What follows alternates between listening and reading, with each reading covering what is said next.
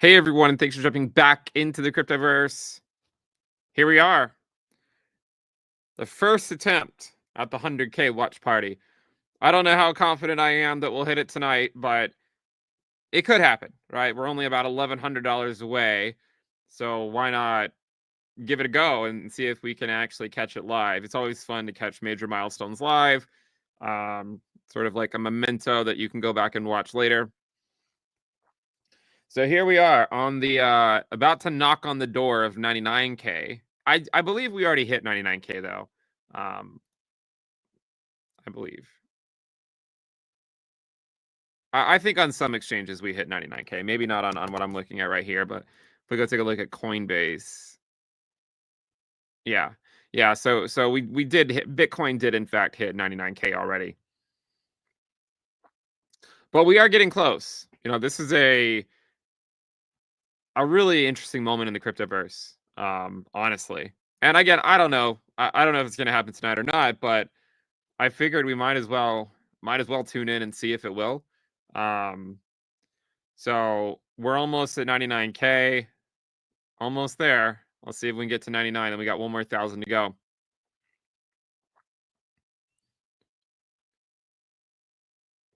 There it is, 99. All right, guys, one more 1,000. I guess what'll be really interesting is what happens when that milestone is reached.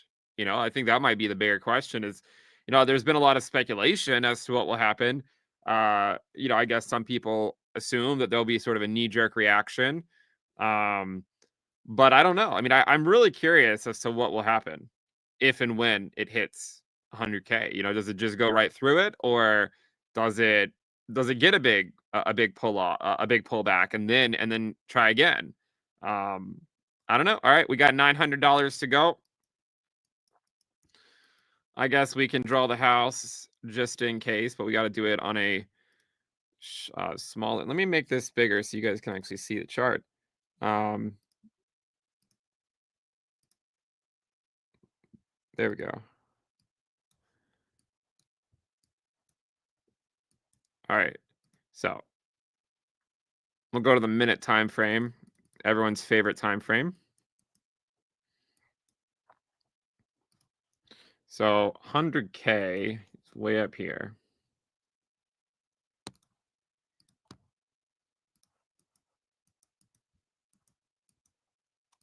So there's 100K, and we will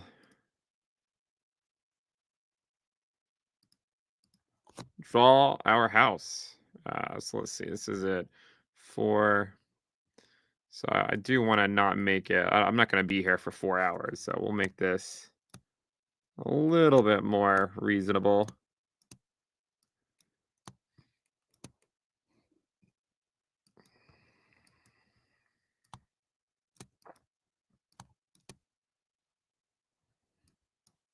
Okay, so here we go. Here's our house. House TA, you know, it's all about that momentum. House TA is why I work so frequently. It's because it's about momentum, nothing else. So we'll see if Bitcoin can make it home here to the 100K milestone. So we got about 800, about 750 to go. We are getting close. See what happens here.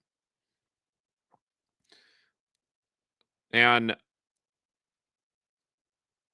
Ethereum's still at less than 3,400.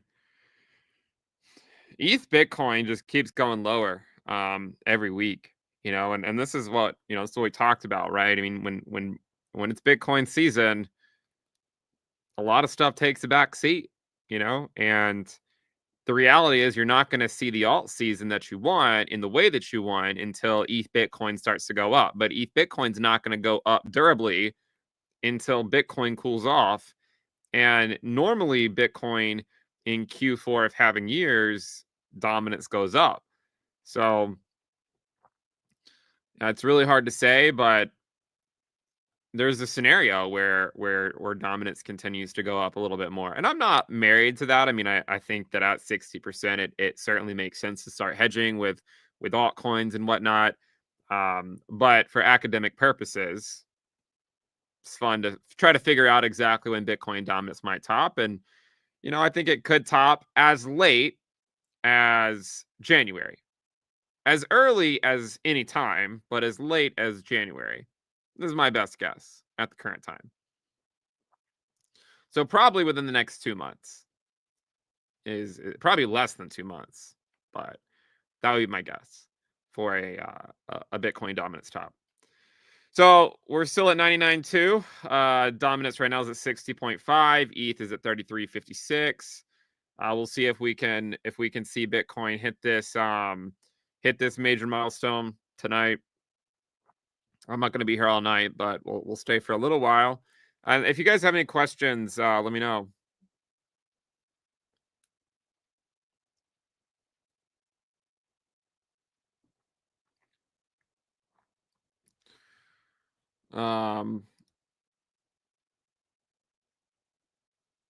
Someone says, I think Sol and BNB are the only alts from last cycle to hit a new all-time high. I don't know if that's true. I'm sure there are other ones, but I couldn't tell you, so maybe you're right. I don't know.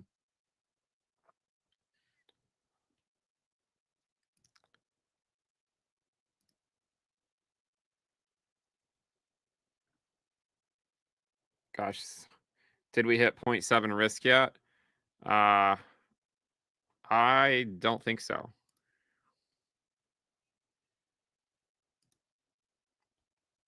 Currently 0.643. 0.643. What's really interesting? The fear and greed index hit 94. Now, in order to get alt season, which is why a lot of you guys are here, you need to see it stay in the 90s for a few weeks. If it can, then there's a good chance you'll get your coveted alt season, perhaps in maybe in 2025. And I'm not saying that like alts don't go up until 2025, right? Obviously, if Bitcoin goes up, alt USD pairs will go with it. That's not the point, right?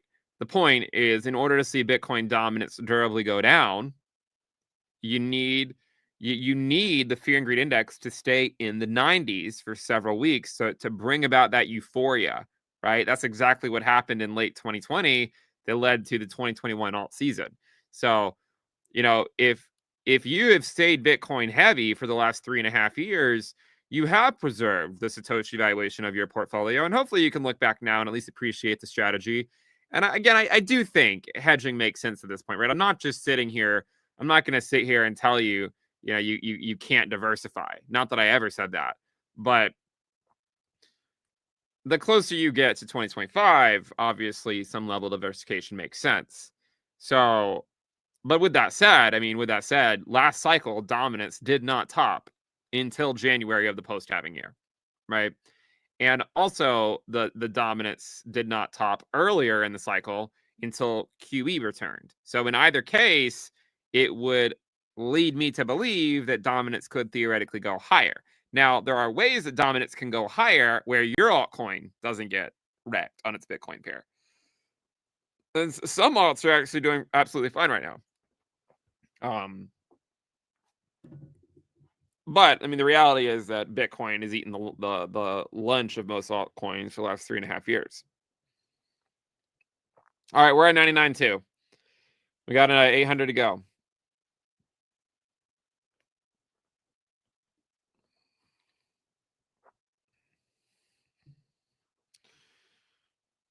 And guys, if it sells off and doesn't make it there tonight, who cares, right? Maybe it's not about the destination, but it's the friends we made along the way.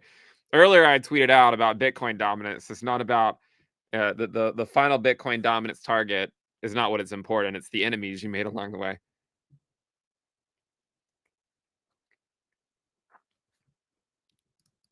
Are you a Pi Cycle top believer?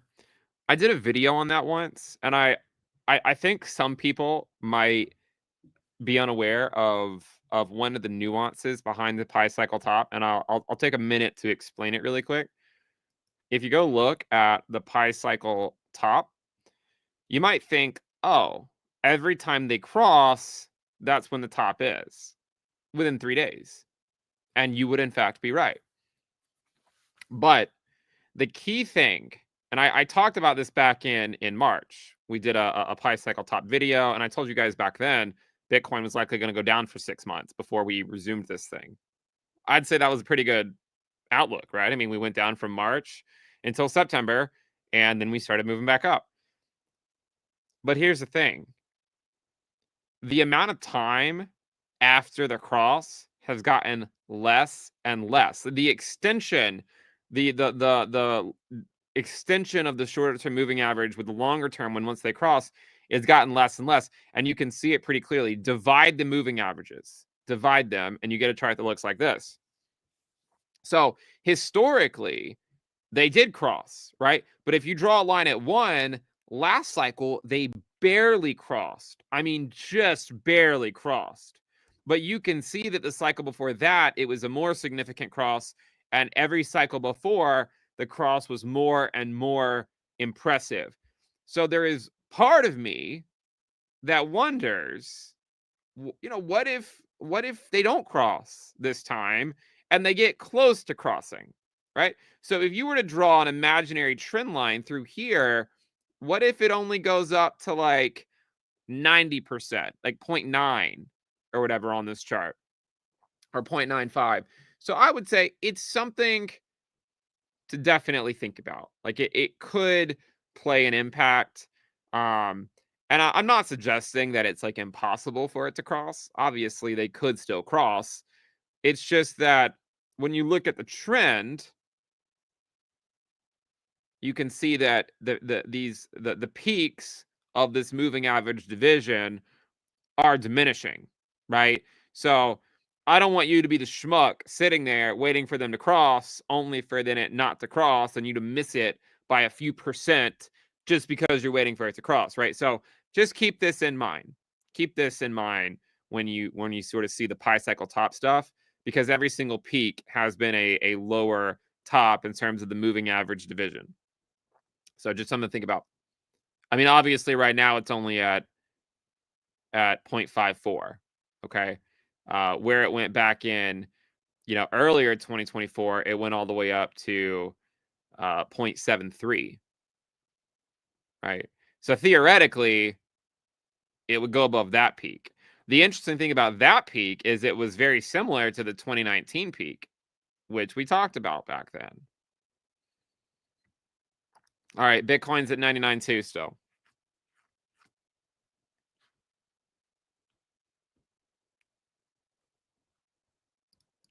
Your house is nice, but who's your architect? I am. I wear a lot of hats.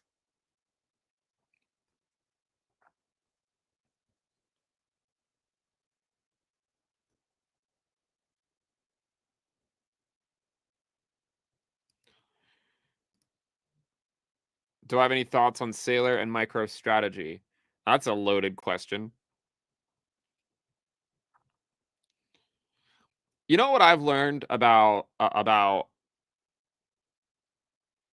this type of stuff? Like, this is the Microstrategy chart. I don't think there's a single person in the world that could look at this chart and not be at least somewhat aware that it's, in a couple years, it will have seemed obvious, right? But in the short term, there's no way to know how high it goes, right? I mean, there's simply no way to know. And you could have looked at a stock like Nvidia and you could have been saying the same thing for 2 years now and it still hasn't dropped, right? So it's one of those things where, like, obviously the smart, sort of the thing that a lot of people want to say is that it will in fact come crashing down, and the reality is eventually, yeah, I mean, everything that kind of goes into that pattern eventually does get a pretty hefty pullback. The question is when, right? And I think that's the thing. The one thing I've also learned about this sort of stuff, like, MicroStrategy and everything, what I've learned, and I've just sort of seen this with investing many, many times, if you own it, you don't see a bubble, or you're inclined not to. If you don't own it, all you see is a bubble. So there's a lot of bias from either side, right? If you own it and you've been riding it up from $20, you know, why do you care what someone has to say that's sitting on the sidelines just screaming it's a bubble? And you if you don't own it, you're probably looking at it and you're wondering, how does it end any differently than what happened over here? Well, look, guys, I mean, at the end of the day, no one knows. Absolutely no one knows how high this is going to go.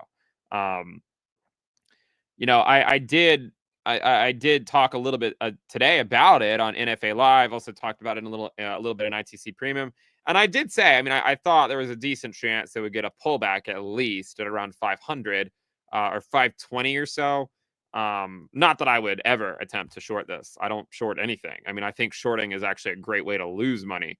Um, but the only reason I even suggested 520 was because I was just looking at this fib retracement stuff, and you can see it overshot it, right? I was just saying, all right, well, that's the 4.236 extension is at like 500, and it just seems like, you know, what's really interesting about this chart is if you look here, you see how it rallied up to the 1.618 and then got a pullback back down to the 0.786. Those two levels are kind of important, or kind of interesting, because if you go look at Bitcoin, let me go to a different one. So if you go look at Bitcoin here and you look at something similar, so you're going to do the same thing that we just did with MicroStrategy. You'll take the fib retracement here from this peak. You'll notice that the 1.618 is just north of 100K, right? It's actually about 101, 102. I'm not saying it can't go above that. Obviously, MicroStrategy went above it, but there was a correction there. So yeah, I think, you know, when you look at a chart like MicroStrategy, it's got to be one of those things where, like, if you're in and you've been in for a while, you know, obviously you're interested to see how high it will go. If you're not in, how do you get in, right? I mean, how do you possibly decide that now, after it's rallied, you know, 400% since October, now's the time, right? So I think that's why there's a lot of emotions around this, is because you have, on one hand, you have everyone who doesn't have it screaming that it's a bubble, and then everyone who does have it saying that's cope, you know? So, I mean, my guess is in a couple of years, obviously things will get a little bit more reasonable, but there's also just no telling where it eventually stops. I don't know. I don't know. I mean, obviously today was a pretty big pullback. What was it today? From the high, about a 30% drop. What's interesting is that Bitcoin hasn't had a single 30% drop on daily closes in 2 years. Yes, there was a drop here that was more than 30%, but that was just on intraday wicks. If you go look at days since Bitcoin has had a 30% drop as measured in daily closes, it's been 744 days. I mean, that is a long time. The prior record, by the way, was 430 days. So we've already outperformed the prior record by almost 1 full year. That's impressive. I text some friends last night. I was like, "You guys see Bitcoin's at 95K?" Not a single one responded.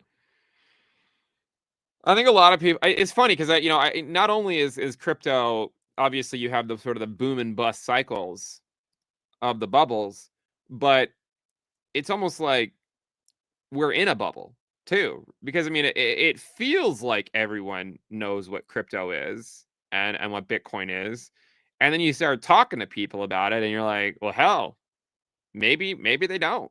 Maybe it's not really something most people know about or care about. It just seems like it is because we interact on Twitter, we interact or on X, we interact on YouTube, on Telegram.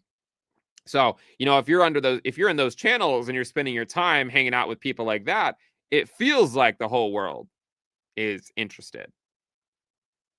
But then you kind of go around to people in your life and it's it's a little bit different, right? So it's kind of interesting.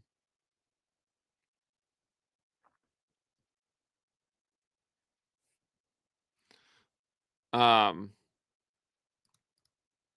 yeah, they have the most surface level understanding. I think that's true.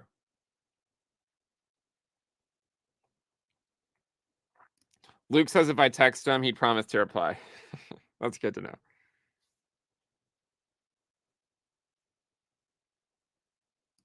Big percentage of people do not have money to invest or care.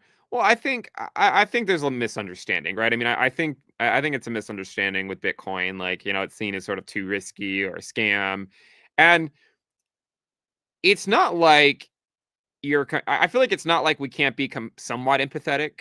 Um, if you don't know crypto at all and you jump on Twitter today, and most people are just shilling meme coin rug pulls. Like, I mean, imagine going over to TikTok and trying to get interested in crypto, and that is what you're encountered with. I don't think you can necessarily blame people for being somewhat skeptical, but I mean, I think as an industry, we probably need to do a better job, right? And I don't know what it's going to take to get there, but at some point, I feel like we do need to do a better job.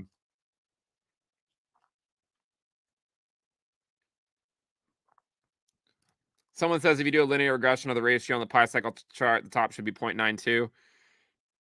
Yeah, I did it once upon a time. I'm just, I'm not really doing it right this second because I'm in front of you guys. But yeah, so you just connect the dots here. Yeah, about 0.9, something like that. 0.92 seems like it could be valid. So yeah, I wouldn't be that surprised if that's what it ultimately did.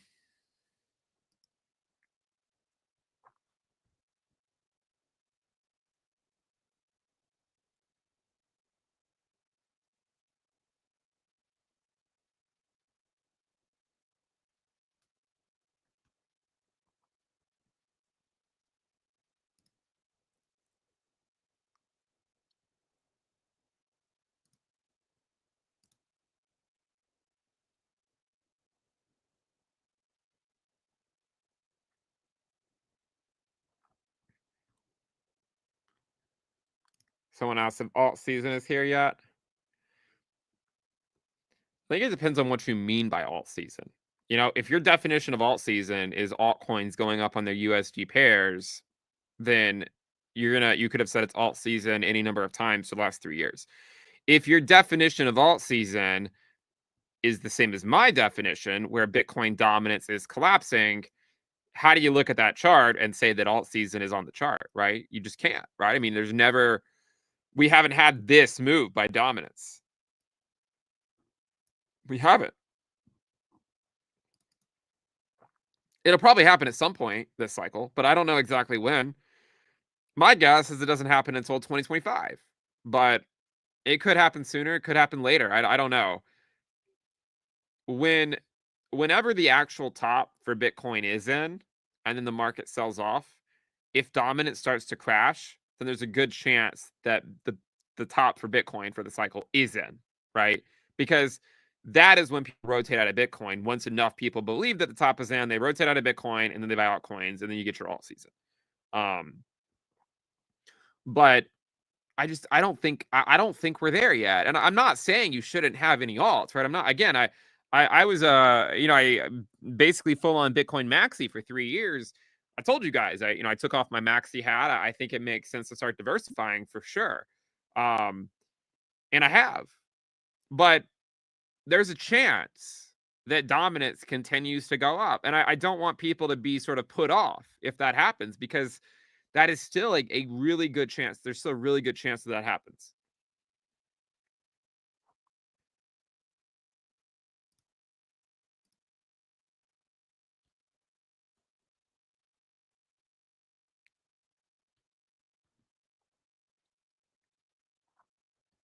Someone says I got 8 calls from friends yesterday asking about crypto. I was looking at the social risk, right? So if you go over to the social risk, so right now, if the rally were to stop right this minute, right, and Bitcoin doesn't break 100K and it just goes back down to 80K and we all just sort of twiddle our thumbs until the end of the year, then the social risk could top out at the same level it topped out at in April, right? But if the fear and greed index stays high, if Bitcoin continues to rally and alts pick up some of the slack too, then the social risk can go higher. It's just important to remember that in order to get alt season, you have to have a sustained interest by retail, right? Because if Bitcoin doesn't clear 100K, then people are going to just be like, oh, whatever, you know? So, you know, it makes sense to follow the data, right? I mean, if you get a move like this, then you it could lead to alt season. And by the way, in 2021, when alt season started, the social risk was around 0.6. Okay.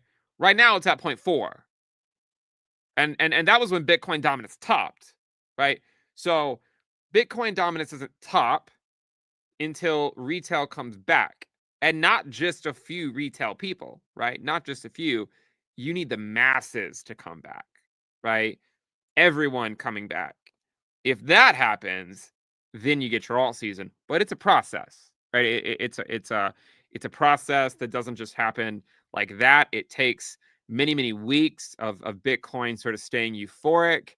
And I'm not saying alts can't go up on their USD pairs. I'm just saying that there's still a good chance that Bitcoin dominance doesn't durably drop until that happens, is sort of the suggestion.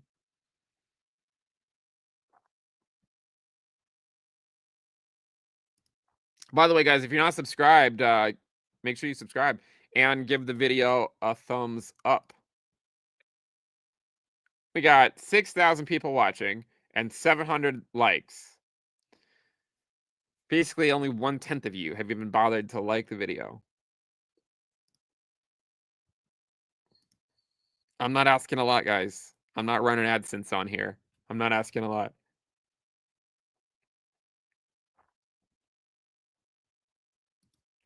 So we have alt season happening every cycle. So normally when it happens, it happens in post halving years. So like if you look at Bitcoin dominance, you can see the two major red candles were in post halving years by dominance. And the sort of the 3 years in between, that's Bitcoin season, right? So the last 3 years has just been Bitcoin season. Now I'm not saying you can't make money on altcoins during Bitcoin season. A lot of you have, right? And a lot of you have probably outperformed me, and I have no problem with that. But there's a difference between Bitcoin season, which is where Bitcoin dominance goes up, and altcoin season, where Bitcoin dominance collapses, right? There's a big difference there. So you can see it on the chart, right? I mean, you can see where alt season is, right? It was 2021 and 2017. So my guess is that if we get alt season, it'll be in 2025. That's my guess. But again, that doesn't mean that the alts won't go up on their USD pairs, right? I mean, if Bitcoin goes above 100K and keeps going, obviously a lot of alts will go up with it. It's just that they still collectively could underperform Bitcoin. And as I said, I'm not talking about your alt, so get off my back. I see a lot of you guys saying, well, what about this altcoin? What about that altcoin? I'm not generalizing. You know, I'm generalizing the altcoin market, but obviously some go against the trend. Obviously, at any given point in the cycle, some go against the trend. And I'm not knocking those alts. It's just if you're talking about a collective market, I can't constantly say, yeah, they're all underperforming Bitcoin except for coin A, B, and C. You know, I don't care. I don't care. It's the collective market. Someone says his never go against the trend. I think that's the truth for a lot of people, honestly, is that most of them don't go against the trend. We all should pretend that they do.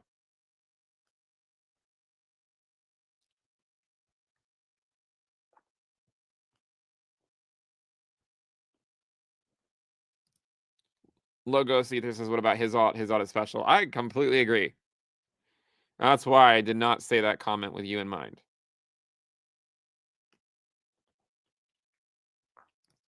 This is a good question. Not a question I imagine many people are thinking about, but What do you think happens to Bitcoin dominance if in December the Bank of Japan increases rates, but the US cuts interest rates, but also starts QE? So this is where you start to play chess, right? You guys know I'm a fan of chess. There's an interesting thing going on in sort of on the macro side that is really interesting to watch, because on one hand, you have the Fed, who probably are going to cut rates again. I don't know. What are the probabilities now? I haven't even checked recently. So you look at the Fed, and there's a 60% chance they cut in December, right? Now, the Bank of Japan, they're probably going to have to raise rates soon. And I think the market is expecting them to do it either in December or January. December or January. And I don't know which one. And I really don't know which one it's going to be. What happened, if you guys remember the flash crash in August, you guys remember that? Though I think the reason it happened, well, listen, I'll say this again. So I'll say something and I'll contradict myself. So when the markets get these flash crashes, you can always come up with a reason why, right? Always. We can always figure out why it happened later. But if we had to assign a reason to it, what happened was the Fed, we got the unemployment rate number of 4.3, I believe. And then the Fed, the market then started pricing in all these rate cuts, which is fine, no big deal, right? So what if you want to price in rate cuts? That's good for crypto in general. The issue, I think, that caused the flash crash was that at the same time, the yen was getting devalued against the dollar.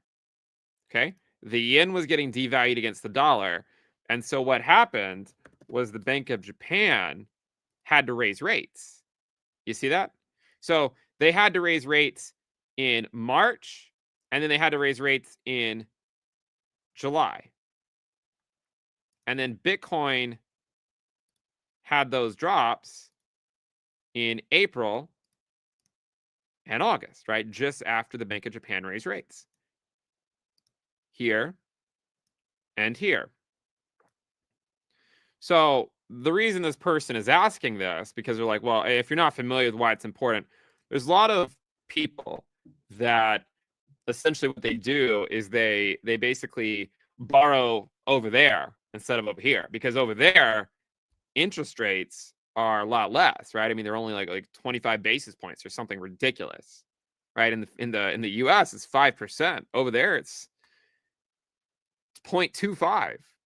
So what happens is there's a lot of people that get cheap capital over there. But if the Bank of Japan raises rates, then what happens? I'm sick, so please, cut me some slack. What happens is if the Bank of Japan raises rates, then that carry trade gets unwound. And so what happened in August was not only did you have a rate cut, I mean, a single rate cut is not going to be enough to cause, say, a massive unwind. It wasn't the rate cut. It was the market pricing in a lot of rate cuts because the unemployment rate came in a lot higher than the market expected. And while it happened, we got, the yen was getting devalued against the US dollar. And so the Bank of Japan had to raise rates. So you had, on one end of the spectrum, you had the Fed cutting rates. And then on the other end of the spectrum, you had the Bank of Japan raising rates. And if you look at US interest rates minus Japan interest rates, you'll see what I'm talking about, right? That's the issue, right? When it drops too quickly, that is sort of where the worry comes in. Now, that doesn't always have to lead to recessions, right? You can see here in 1984 we had a pretty big drop and there was no recession. But it's one of those things where it just spooks the markets, right? It spooks the markets. So I think the reason they're asking this question is like they're saying, well, if the Bank of Japan raises rates and the Fed cuts rates, but then also starts QE, what happens, right? Does the QE help to offset the potential fallout of that? My guess is that whenever QE returns, that's when Bitcoin dominance theoretically tops. Now, it doesn't have to be the exact top, but I would say approximately whenever QE returns, that's when dominance tops. That's my base case at the current time. And that's my story, and I'm sticking to it for now. I look, guys, and I'm not married to the idea of dominance having to go higher. I mean, it's at 60%. Hell, I waited 3 years, 3.5 years to just sit here and be able to look at dominance at 60%. You know, and I think about how many arguments I got into with people about whether it was going to hit 60 or not. And here we are.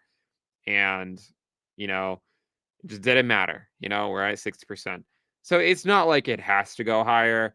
And also, my target with dominance excluding stables got hit, right? 65%.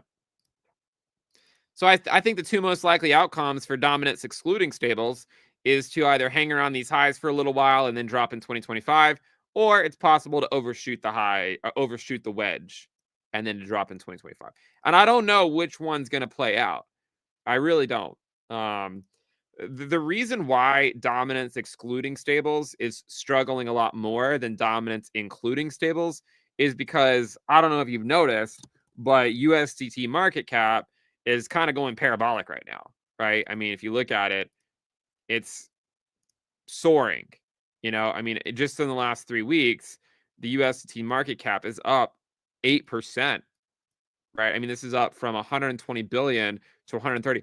It's up $10 billion in market cap in 3 weeks. And the whole market cap's only 130 now. It's gone up 9% in just 3 weeks. So, you know, that's the reason why dominance excluding stables is struggling more so, is because it's fighting the money printer and the fact that stablecoin dominance is holding up better because the USDT market cap is soaring. So that's the reason. All right, let's check back in with Bitcoin. So we're at 98.8. Again, I don't really have high expectations that we're going to hit it tonight, but I did think, you know, once we get close to targets, it's fun to do occasional live streams. And I fully understand that, you know, there's a good chance we don't make it there tonight. There's always a chance we just sell back off to 80K or something and then try again in a month. But if there's a chance we hit it, I wanted to at least give it a go and see if we could see it happen on live stream. The reality is there's a good chance I'm not going to catch it on live stream, which is disappointing. But it would be nice to actually catch it because then I could go back, you know, 10 years from now and watch it happen live.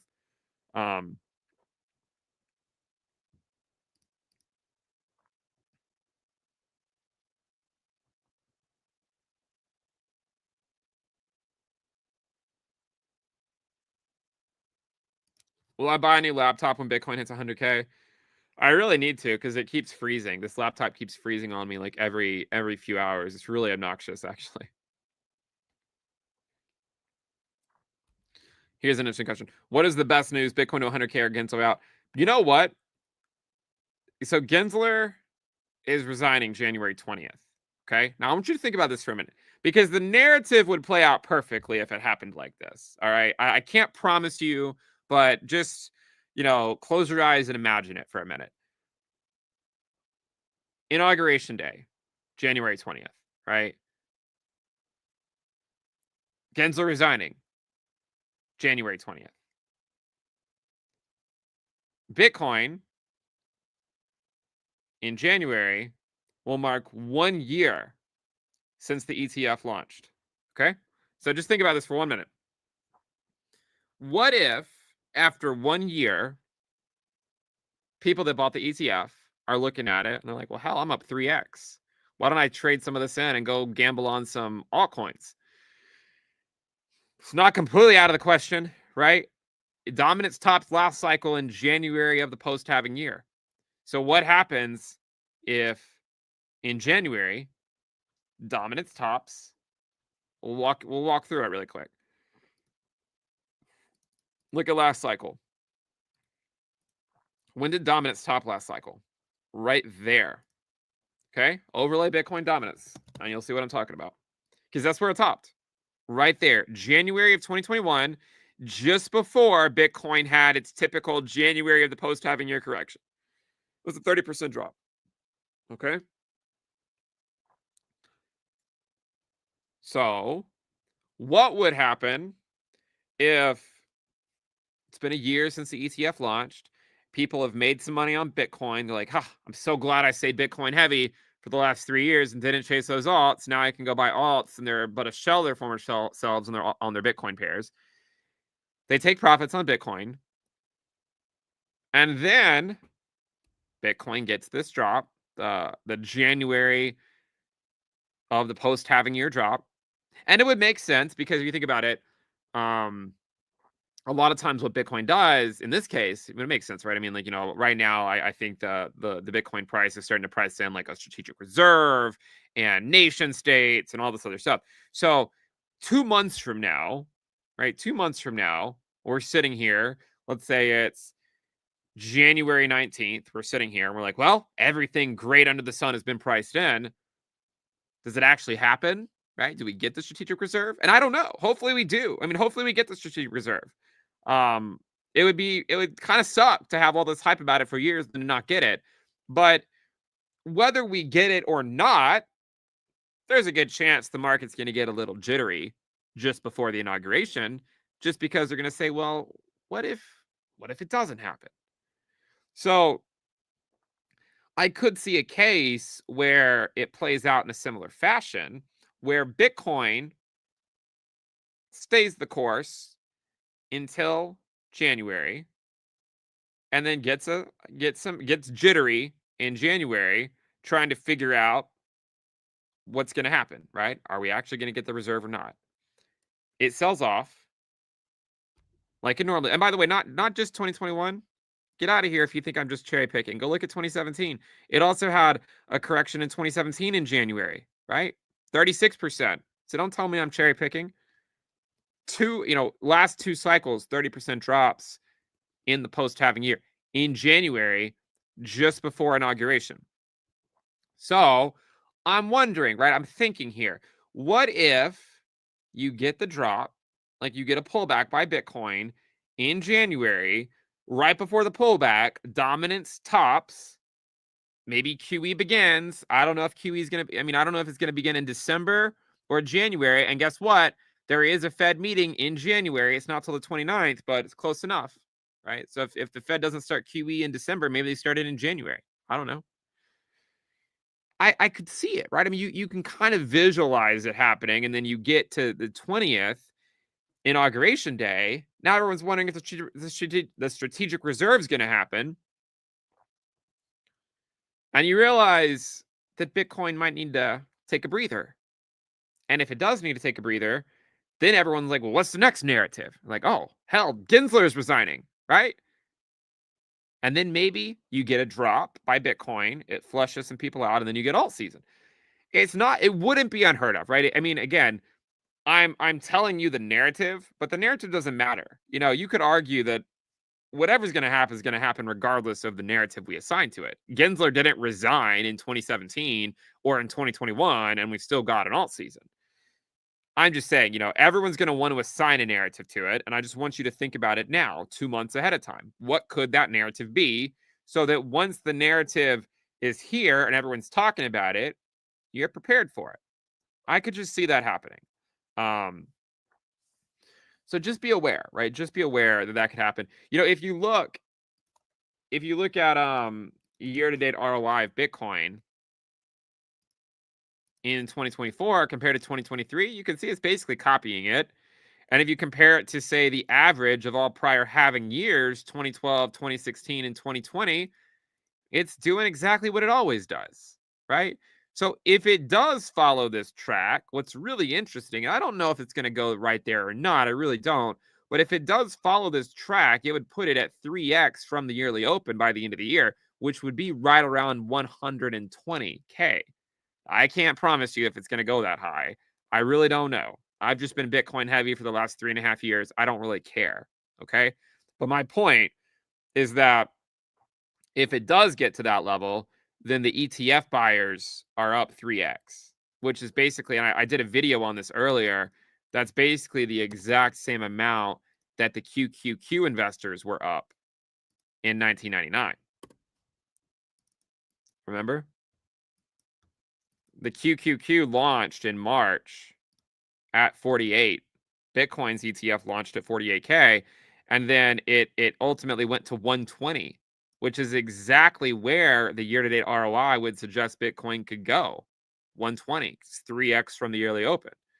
And then the QQQ got a correction.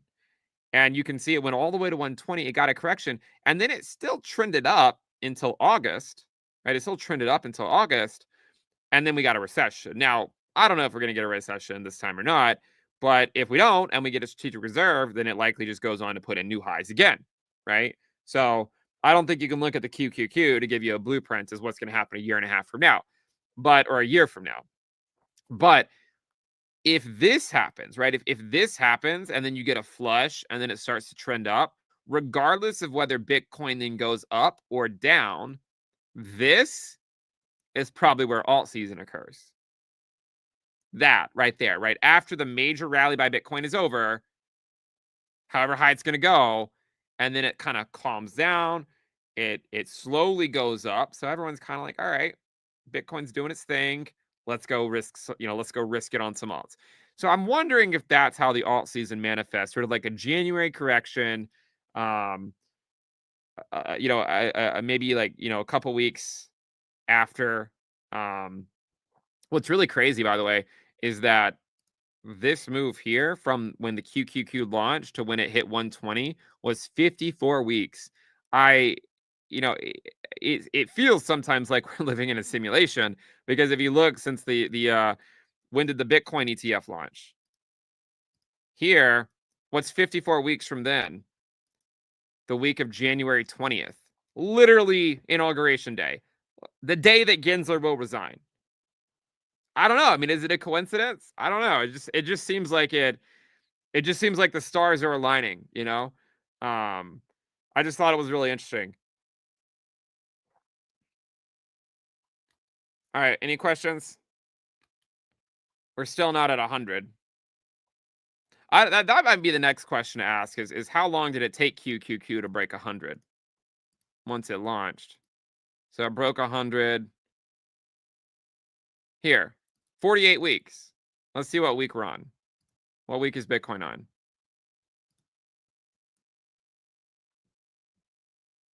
We're currently 45.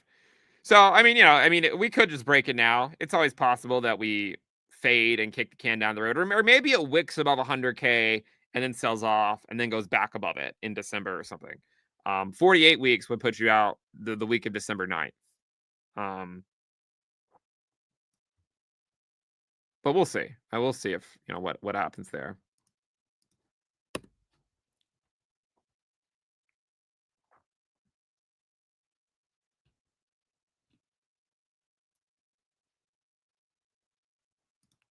Yeah, I think I mentioned this earlier, but yeah, like 54 weeks, long-term capital gains. And again, that doesn't mean that has to be the top. It just means that, some investors probably going to take some profits. And that's when dominance could top. It could be that like dominance tops, Bitcoin gets a pullback, and then people start to place some other bets on some riskier things.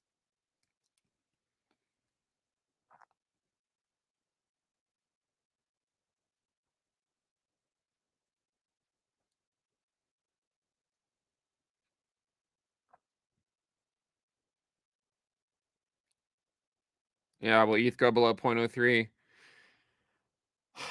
I don't know, man. I mean, I'm still mostly Bitcoin, but I do have a little bit of ETH. It just keeps going lower every week. And, I don't know where it's going to bottom.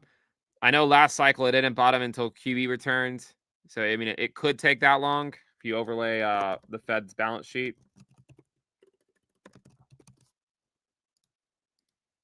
Maybe it takes that long until QE returns, but I don't know. I mean, there's other alts that are popping up right now, and we're not in QE yet. So I don't know. I don't know exactly when it bottoms. I know that I'm glad that I traded my ETH to Bitcoin way over here, and I've started to nibble it back now. Basically, just by sitting in Bitcoin for 2.5 years, you're able to like double up at least your ETH position, and all you had to do was sit in Bitcoin from here to here. I don't know exactly how low it goes.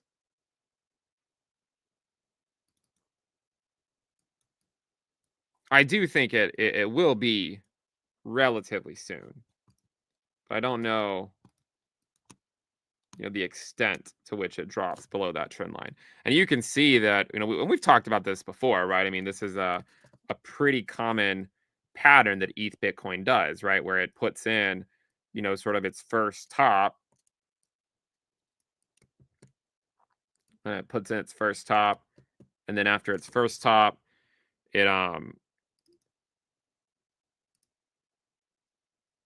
has a second one, right? So it has sort of the second top right there. Same thing across all 3 cycles. And then in between the 2 peaks,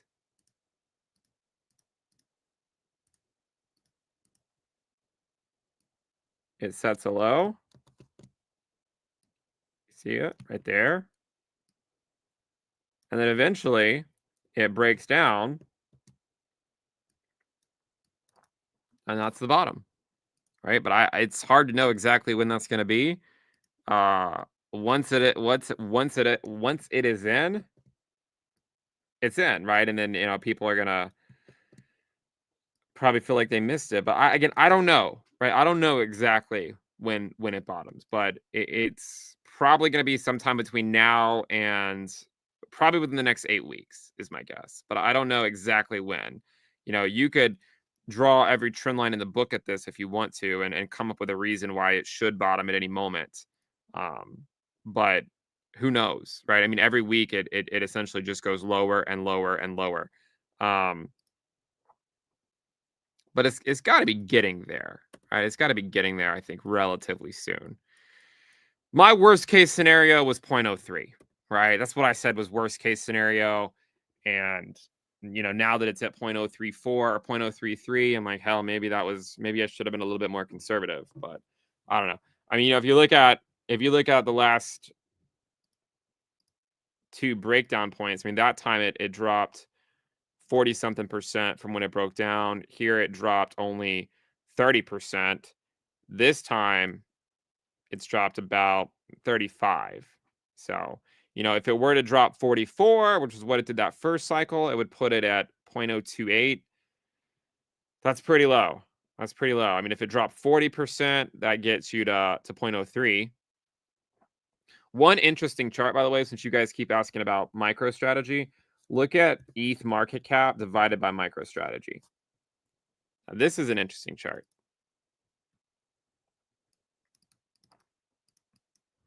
I think it's kind of interesting.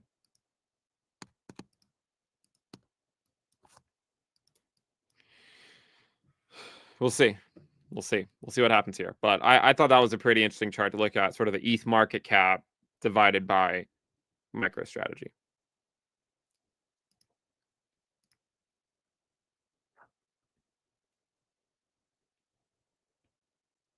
Yeah, I know. Everyone's saying ETH is already home. Yeah, I feel like that's going to be one of those. Look, guys, I make a lot of predictions. Some come true, some go down in flames, and I think I've resigned myself at this point. It never went home, right? The cycle ETH never went home. So, yeah, I know. That's a big L in my track record. But the silver lining is that if you stuck with Bitcoin, you're doing okay, because you can still buy ETH with Bitcoin at essentially the lowest ETH valuations you've been able to get for 3 years. So that's why in my mind, because I value my portfolio in sats and not US dollars, maybe you call it cope, but I feel like it's okay to be wrong on that. But yeah, I guess it never went home.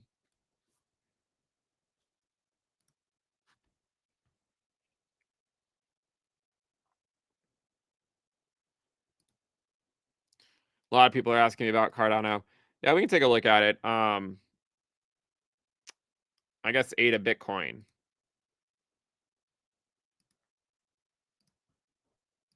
883 sats.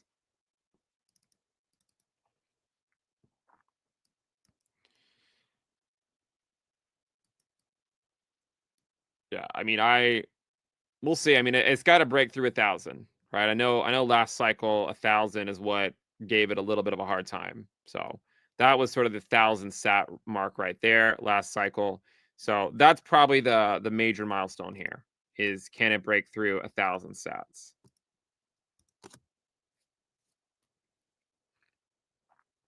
I'm guessing if you connect the dots here, yeah, it's sort of coming up right into that level. And guys, I don't draw these lines sort of suggesting that they'll never break through. The implication is that they do eventually break through. Um, I think the sort of the argument is you know will it durably break through and will it break through 1,000 sats? And I don't know. I don't know yet. Um, but we'll see. We will see. I'm not as strongly opinionated about it as I once was. My target was 400 sats and it went to 470. So you could argue that's close enough.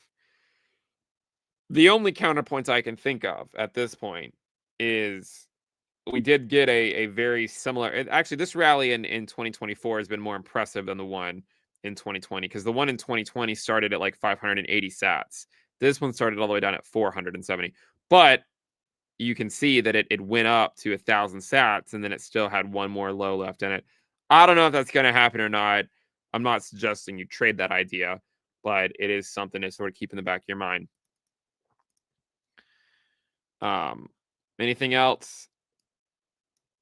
Oh, Sol just hit an all-time high.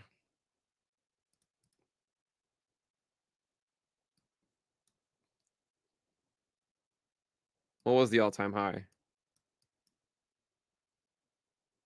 266? Did it?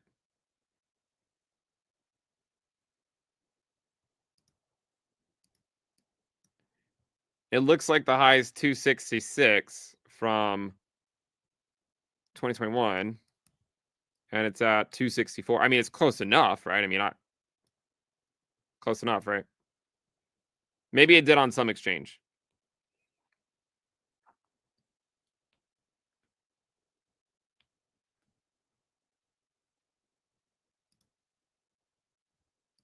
XRP. Guys, the XRP rally was televised from a mile away. I told the people in ITC Premium about it before it happened.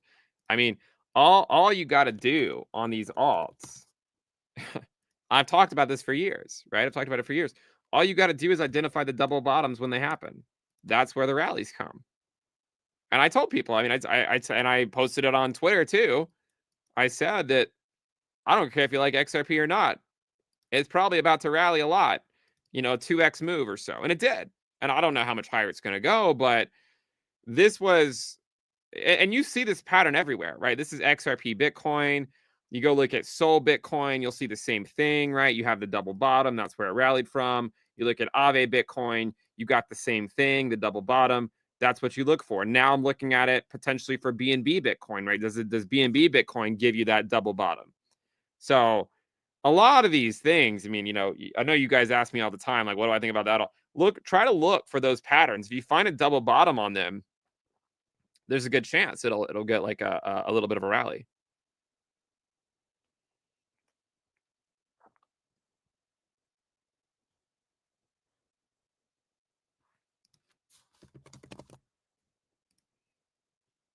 We're still at 98.9.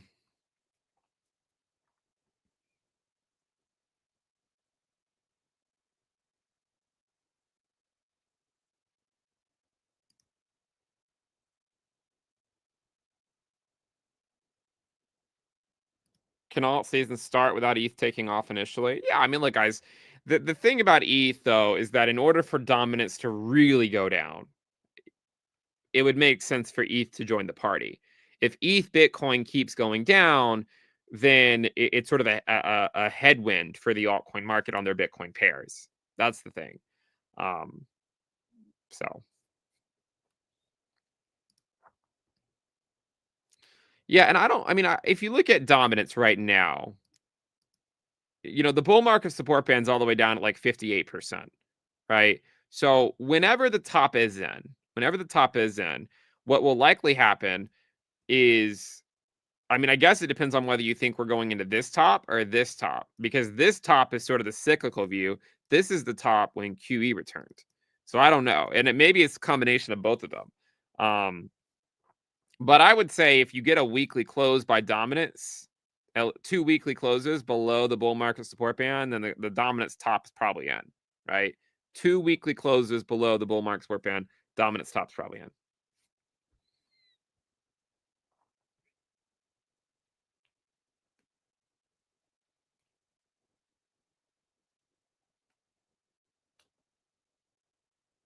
Make sure you guys subscribe. If you're not subscribed, give the video a thumbs up.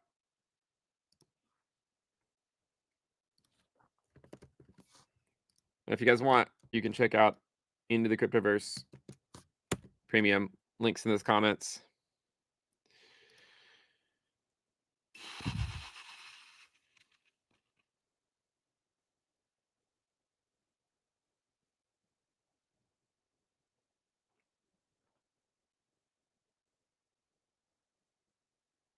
Someone says Fear and Greed's at 94. They've never seen it before. The Fear and Greed index been at 94 before.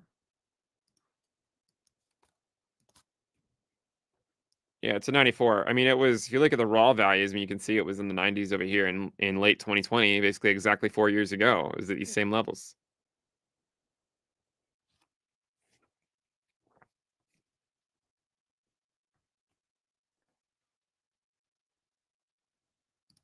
Is this band indicator available on TradingView? I don't know. Probably it's just a 20-week SMA and the 21-week EMA. You can make it easily.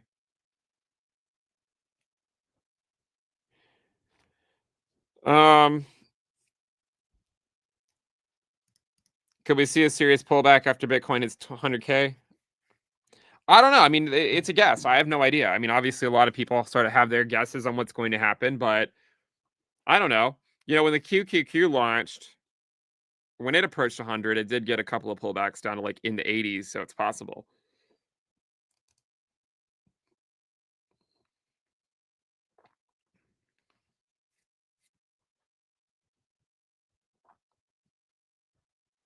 Someone says dominance is about to fall off a cliff this weekend. We'll see. I mean, it's still green on the week right now. On the daily, I imagine.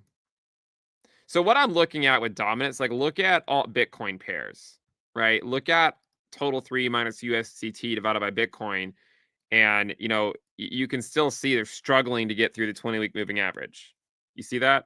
And the reason I bring that up is because in 2020, all Bitcoin pairs had the same exact rally and they went to the same exact level that they're going to right now. And they topped on, does anyone remember? November 24th. That's when all Bitcoin pairs topped for the month, right? And they sold off one more time and then they went up durably. But they got one more sell-off in December of the halving year. So I remind myself of that, you know, is that, and I remember in November not being ready for that. It's not like that it has to happen again. I remember distinctly November of 2020, all Bitcoin pairs rallied up to the same level they're at right now. Right? Same level basically. And then they got one final sell off. It doesn't have to happen, but it's a possibility.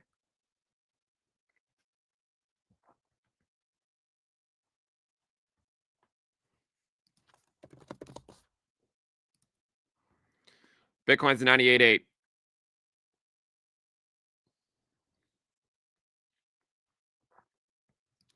Can you tell me your transition from PhD into crypto, pros and cons? I guess the pros are it's a lot more exciting. You get to interact with a lot more people.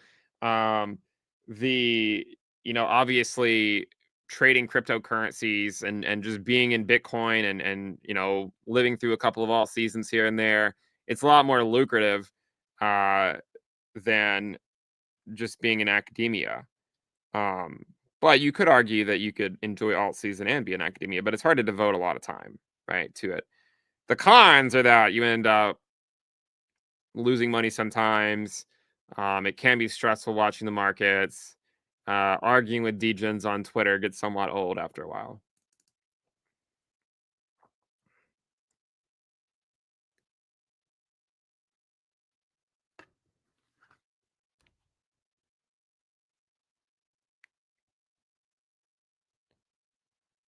What did I study? Nuclear engineering. My PhD thesis was molecular dynamics simulations, or no, it was radiation damage in ceramics using molecular dynamics simulations and in situ transmission electron microscopy. That was my dissertation. Everyone always asks me why no super chat. I'll give you the same canned answer I always give you. If you want to do super chat, don't, right? I don't want your money. Just go invest it, right? You're much better off doing something like that. Much better use of the money. I don't want it.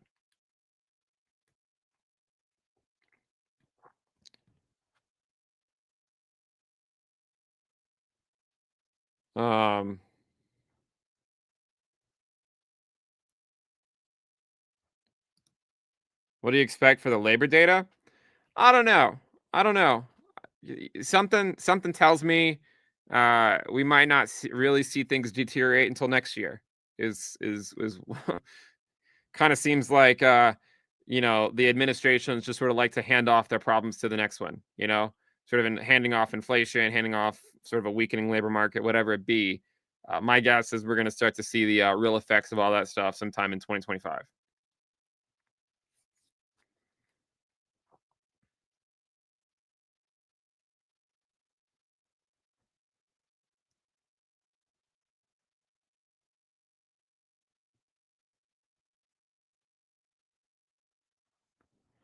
All right, we're at 98.9.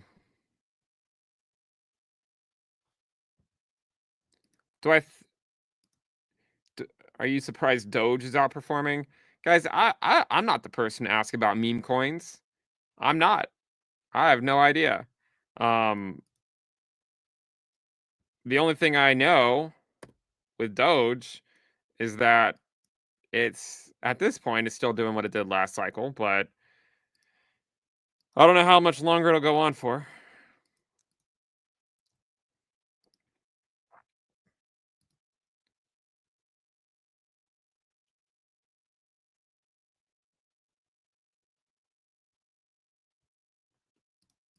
Why not talk about open interest? I was actually looking at open interest earlier. You probably don't want to see it. We got open interest of crypto futures and open interest of crypto options. This is the open interest of crypto futures. This is what it looks like. There's probably going to be a headline at some point in the next few weeks, and it's going to be like, so many $1 billion wiped out as longs get liquidated from some flash drop or something. Because once you get so many days and days and days and days and weeks and weeks and weeks with the price going up, all this leverage, builds up, and then people sort of get wiped out. But this is open interest of crypto futures. And by the way, the people that short the market just provide fuel for it to go higher. And then once all the short sellers go bankrupt, then the market corrects. So this is the open interest of crypto futures denominated in US dollars. If you denominate it in Bitcoin, it doesn't look as bad, right? I mean, it's still getting kind of high, but it doesn't look as bad. And if you looked at the open interest of crypto options, I mean, it's going up a lot right now. Again, if you denominate it in Bitcoin, it looks a lot different.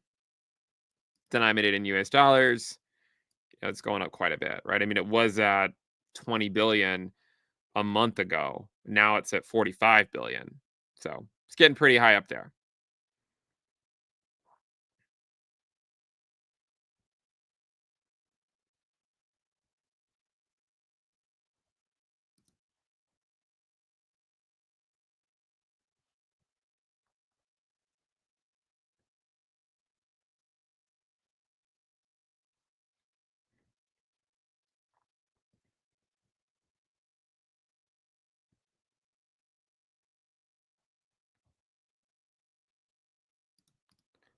Will ETH even reach an all-time high? Yeah, I think it will. I think it will.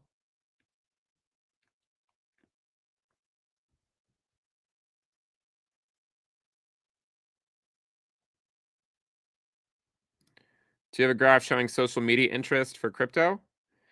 Yeah, we do. So if you go over here, this is ITC Premium, by the way, if you guys are interested to check it out. into the cryptoverse.com. YouTube views. So let's take a look and see what's going on. So you can see there's been a surge recently, right? And if it continues, then you could get your alt season that you're wanting. If it's just sort of a one-off like these other pops in it, then you don't get all seasons, right? So that's why it's so important to watch the social charts to see, does it actually continue or not? If you zoom in here, it got a big pop. The last few days, it's kind of fallen off a little bit. You see? Last few days, it actually fell off some, which was a little surprising. It was a little surprising because the price of Bitcoin hasn't stopped going up, but for some reason, views started dropping again. Now, this is a 7-day moving average. If you look at a 3-day moving average, that's what it looks like, right? So the 3-day moving average tops November 15th, but that was almost a week ago, right? So I don't know. I mean, I don't know why it's been dropping, even though the price of Bitcoin's going up. It seems a little weird, and I don't know why. Maybe we'll get the new data in a couple of days, and it'll be a new high, right? Which is what we want to see. But for now, we've seen sort of some of these pops up to 2 million, and then they don't get sustained. So that's why I focus on it so much, is because there have been some sort of false moves by the social interest where it sort of seems like it's breaking up and then it doesn't. So we'll sort of follow that. If you look at subscribers to those YouTube channels, it's definitely picked up some steam recently, right? I mean, you can see it pretty clearly. Definitely picked up some steam there. If you look at Twitter, I think my laptop is starting to go a little slow here, but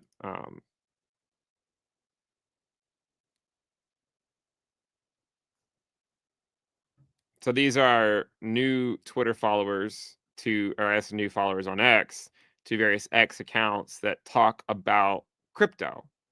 And I don't know how many accounts we have exactly, but probably got like 25 or 30 people down here.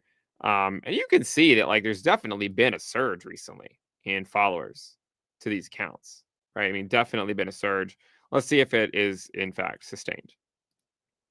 Hopefully it is.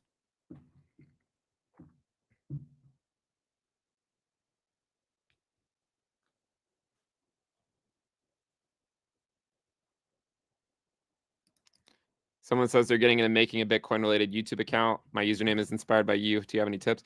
I would say just stick with it. Be honest. Be true to yourself. When you make predictions, admit when you're wrong. Be humble. Yeah, that's all I got for you.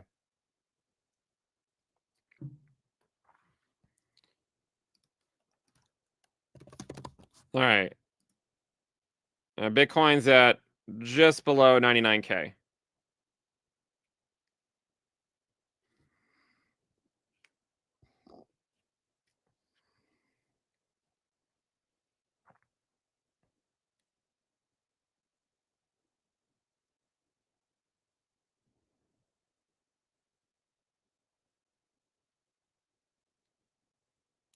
If you guys aren't subscribed, make sure you subscribe.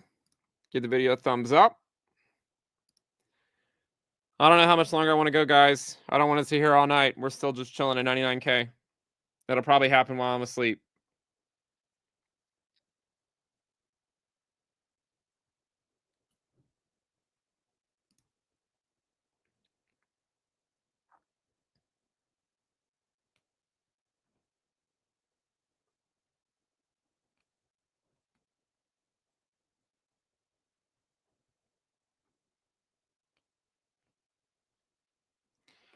I mean, if we can get back above 99 and get back to 99.2, I would get interested, but we're still just chilling below 99K. And we've been here, we've been on stream now for over an hour. We've been here 75 minutes.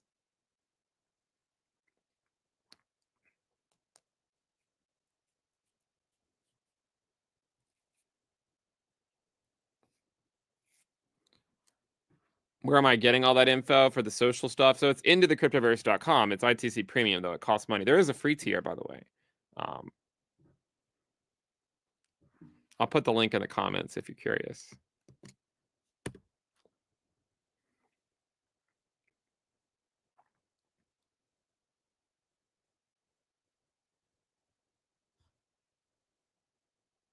Some people say it's not going to happen today. Yeah. I mean, guys, it's only $1,000 away. We don't know. It could still happen.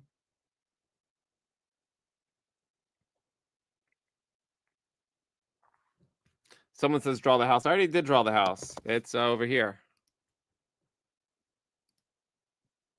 You just got to go to the minute time frame to see it.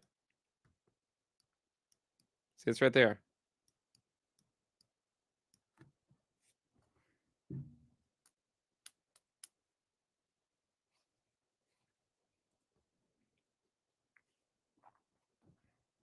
Oh, we got 99.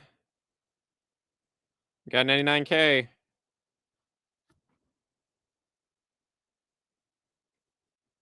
We'll see if we can get that 100. Only 1,000 more to go.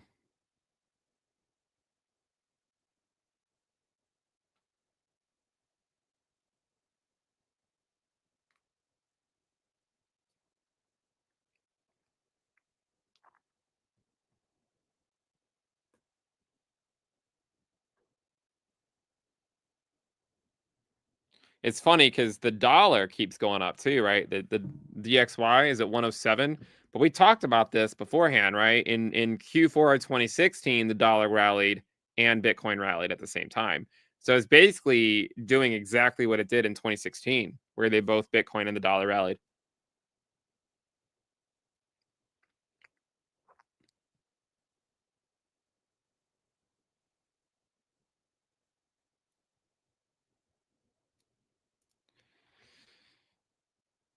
All right, still at 99. Some of the other coins are moving, it looks like. I mean, ETH is up to 34.25. You got Solana at 262. You got ADA at 89 cents almost. XRP 139. I mean, a lot of the dominance must be down right now. Yeah, it's back down to 60.25. So, which makes sense. I mean, everything's moving except for Bitcoin at the current time. I mean, if Bitcoin were up basically any percentage that these other coins are up, it would almost be at 100K or above it.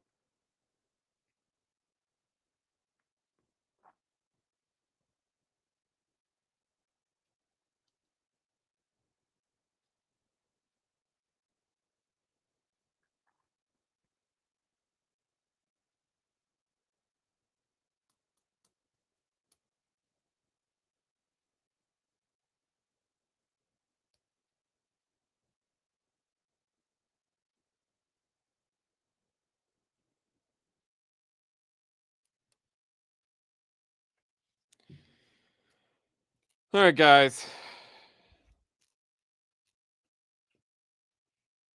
I don't know if it's going to happen tonight. If I sign off, it'll happen. Is more, well, maybe it's more likely to happen if I sign off.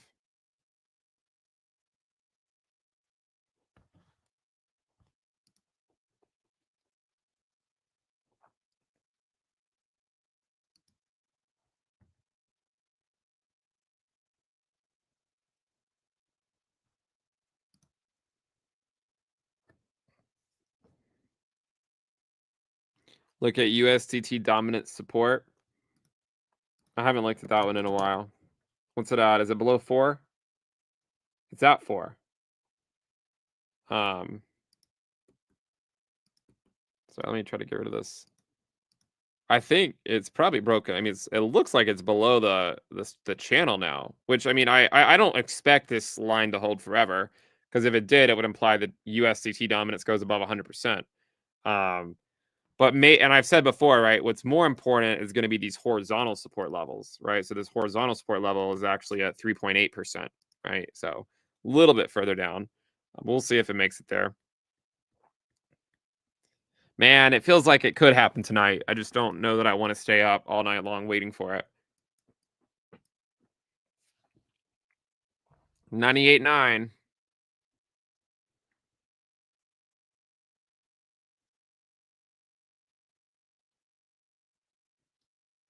How's it going to affect? There's 2.4 million alts.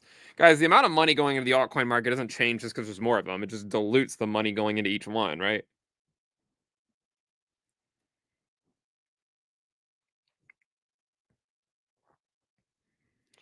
can't believe, I put out. I did you guys see the tweet I put out? I was talking about this earlier. This was a tweet from 2020.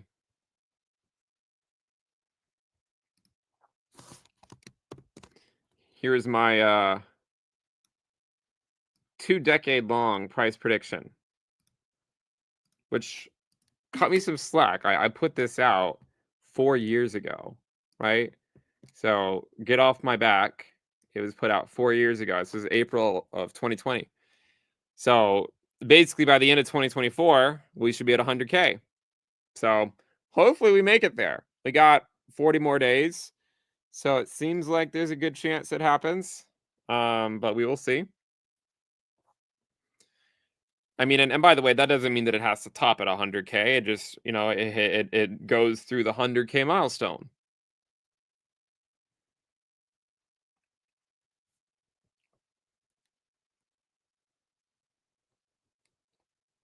There's a good chance that, like, I mean, normally whenever Bitcoin does top, it's not normally at some like obvious round number, right? Like in 2017, it didn't top at 10K. It topped at 19,500.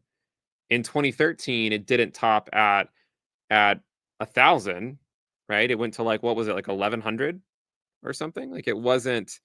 I don't remember exactly, but it was definitely north of 1,000.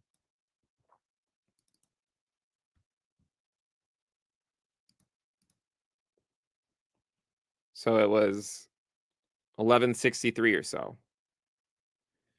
So yeah, I mean, that's why it doesn't normally top at sort of round numbers like 100.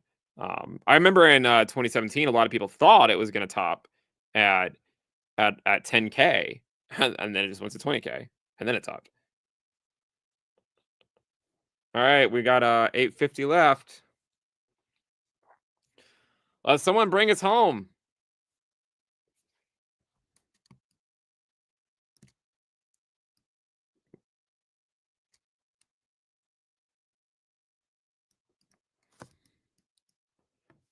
$850.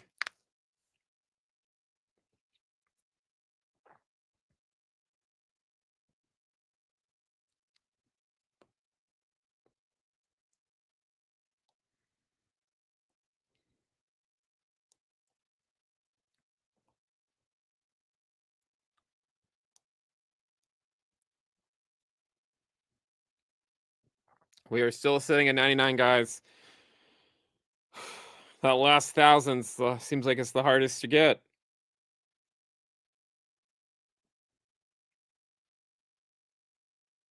Yeah, I'll be interested to see what MicroStrategy does tomorrow, because it had a pretty big sell-off today. Does it just recover all that tomorrow?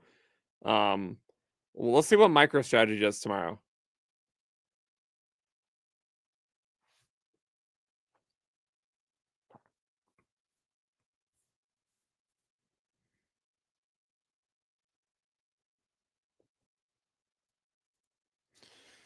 Still sitting at 99.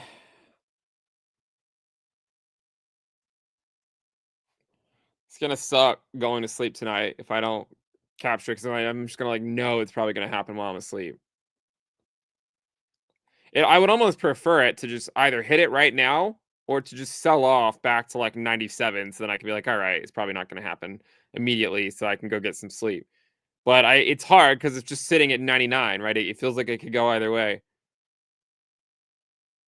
All right, now we're still at 99.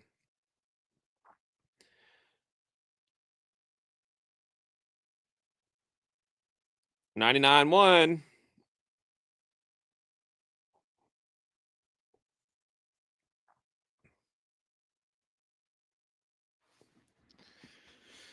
All right, what is the current high? Looks like it made it up to about 99.4 earlier. So still got some work to do.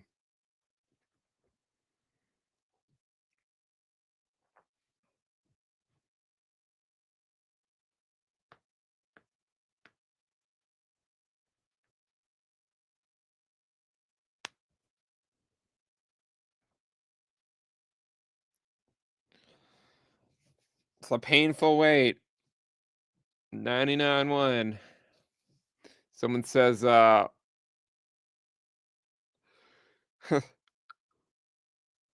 you got to bet for 100K? That might be worth. I mean, 100K is a pretty big milestone. It's like something we've sort of dreamed about in the cryptoverse for so long. It's weird that it's potentially happening.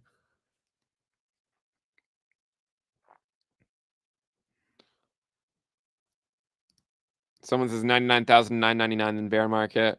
That would be kind of cruel.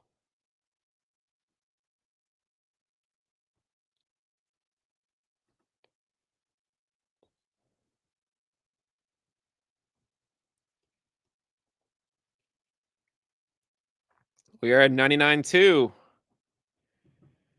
99.2. Can we get 99.3? Dominance is back up a little bit. So it's almost like, if Bitcoin could take that liquidity from alts that are pumping for like a minute, it could get to 100K, right? Because all these alts are up like 2-3%. XRP's up 12. 8 is up 8. Link's up 3. Dot's up 5.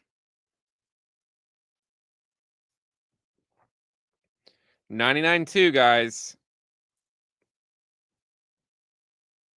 Yeah, Rob's gonna have to go jump in the pool if it hits 100K, right? That's the deal.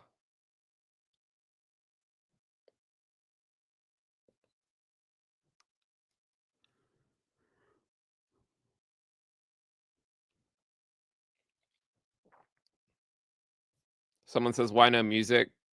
Guys, I'm pretty boring.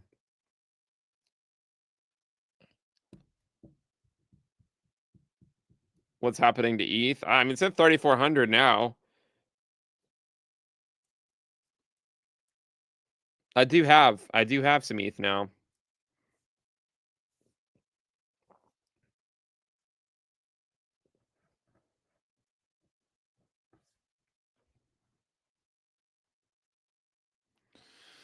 All right, we're still at 99.2.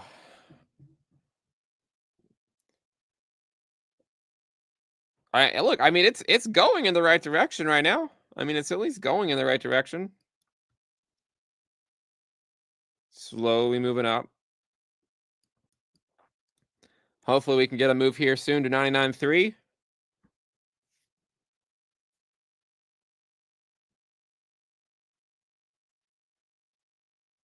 People keep saying Sol's at a new all-time high, but I thought the all-time high was 266, wasn't it?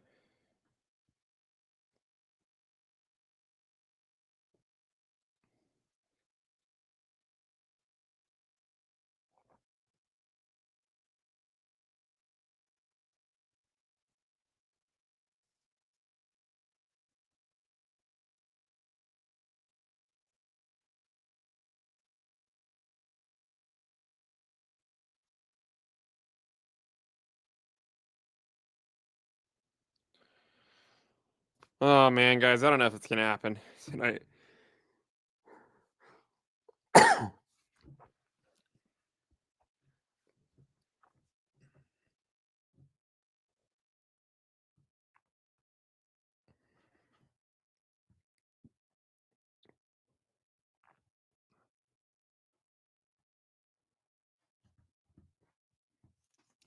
I mean, everything else is moving except Bitcoin at this point. I mean, everything else is going up. It's just $800.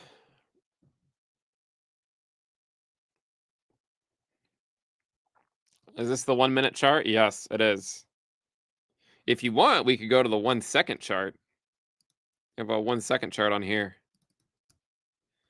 This is where true degens hang out, the 1 second chart. You guys, macro investors on your 1 minute chart. The second chart. 99,084.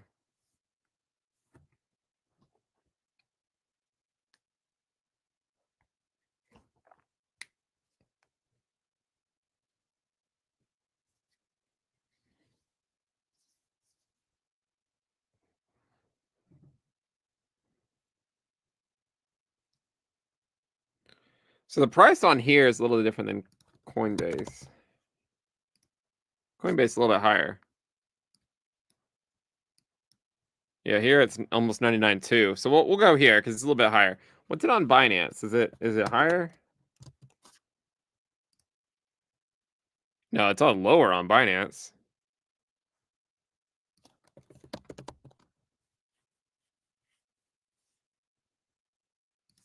We'll just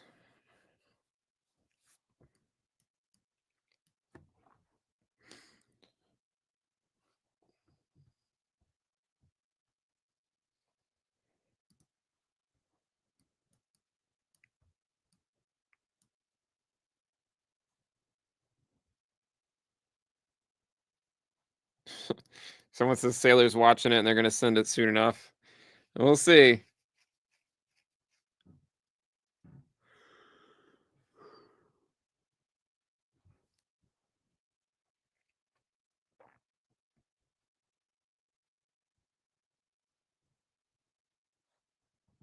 Yeah, there are some altcoins moving here for sure.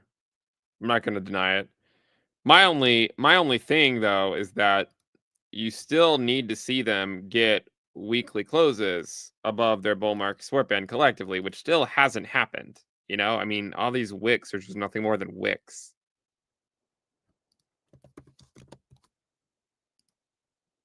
99.1.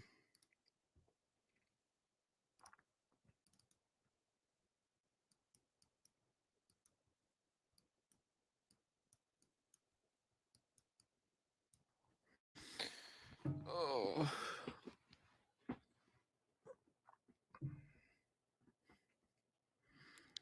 Someone says, if everyone on here puts $10, we'll get there tonight. Maybe, or maybe if everyone does that, everyone will get liquidated tonight.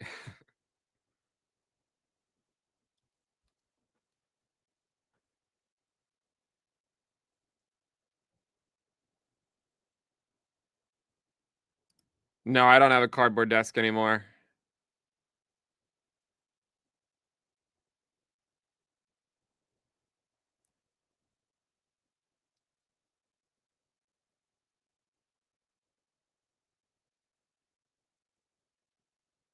Someone says futures hit 99.8.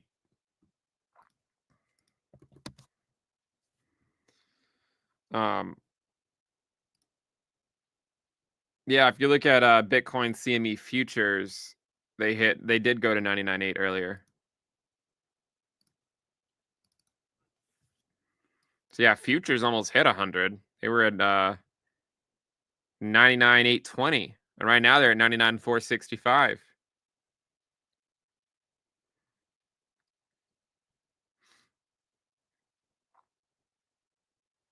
Come on, Bitcoin. You just gotta absorb that altcoin liquidity.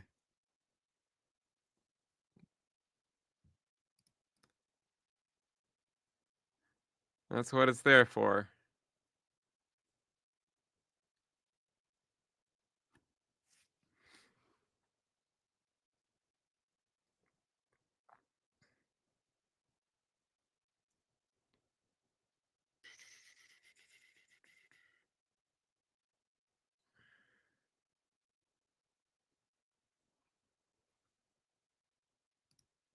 Someone says hi from the night shift.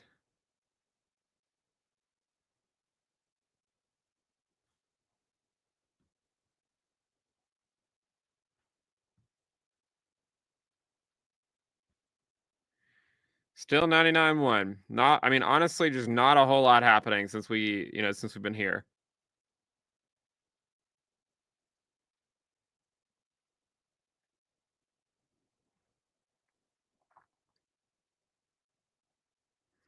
Is ETH not going home? Unfortunately, it doesn't look like it. Fortunately, ETH Bitcoin did. So there is the silver lining.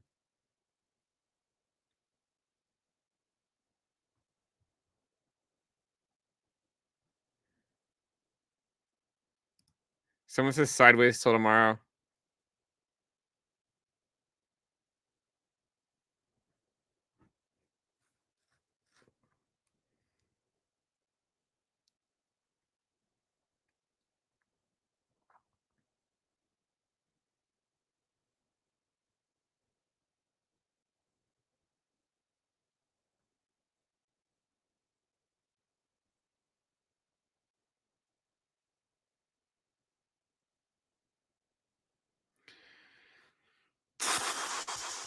I know it must be absolutely thrilling to watch.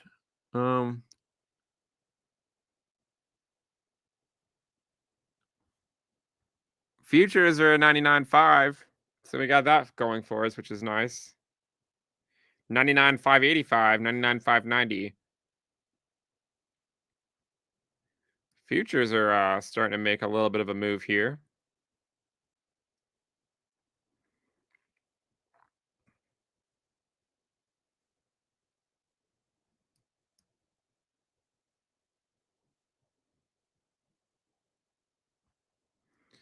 But Bitcoin's at 99,050, so it's just not it's not there yet.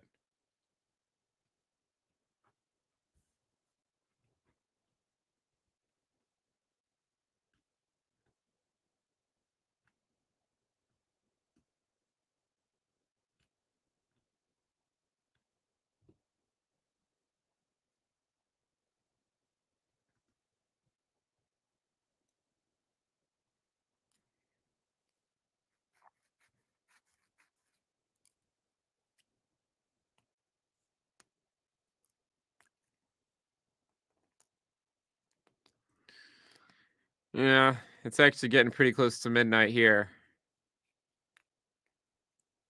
And I do have 4 young kids, so I can't stay here all night. As exciting as 100K Bitcoin is,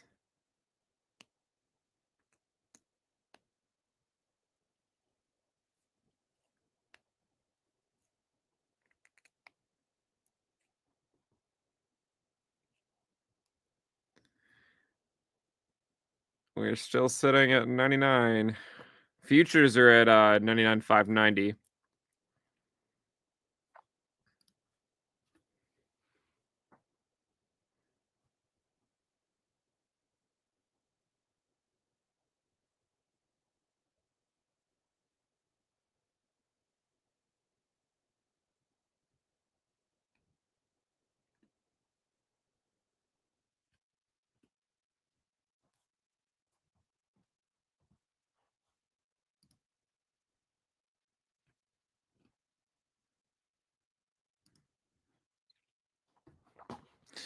All right, guys. If we just get concretely back below 99, we might have to call it and try again tomorrow, or I'll just miss it. It's possible that I just missed the 100K milestone.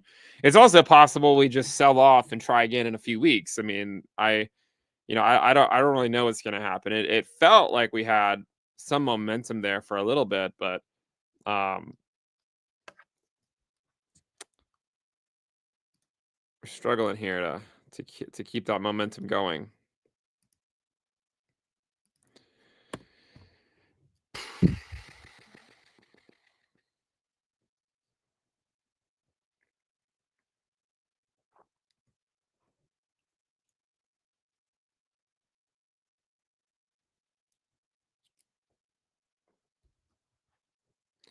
Yes, this is house analysis.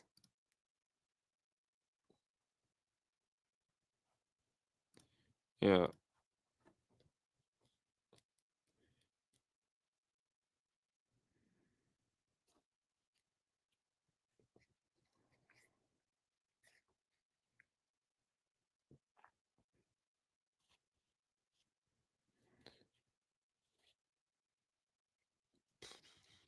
98.9, guys, going the wrong direction.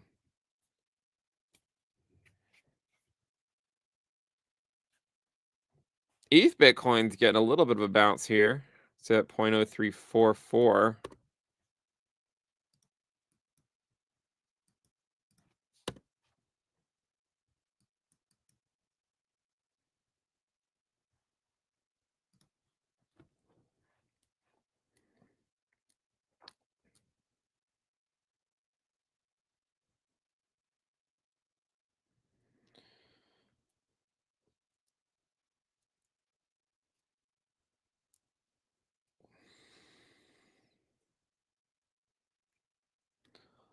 Yeah, guys, alts are definitely moving right now. I mean, there's plenty of alts that are popping here. In order to actually get alt season, you need to, you know, others Bitcoin needs to actually get above its bull mark support band. It's basically been below it for so long. It's still way down here.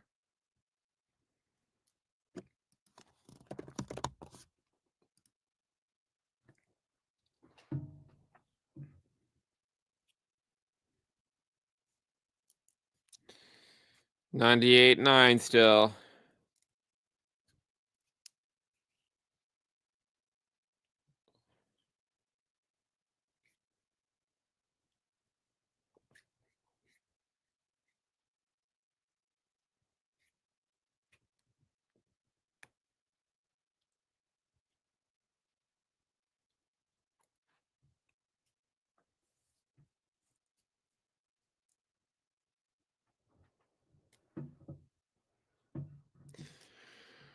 All right, guys.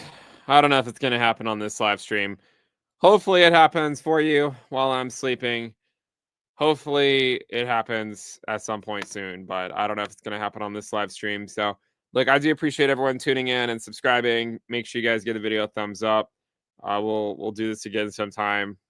It's certainly possible that I'll miss the 100K milestone, but that is something I will have to live with. So, other than that, I don't have anything else for you. Just subscribe, video thumbs up, and I think we should wrap it up.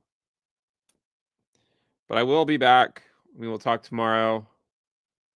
We'll see if we can make it there then. But yeah, guys, I do appreciate everyone tuning in and being here. It's been, it's been almost 2 hours now. So I'm just getting kind of tired of, of sitting and then watching the price. But yeah, I'll see you guys another day.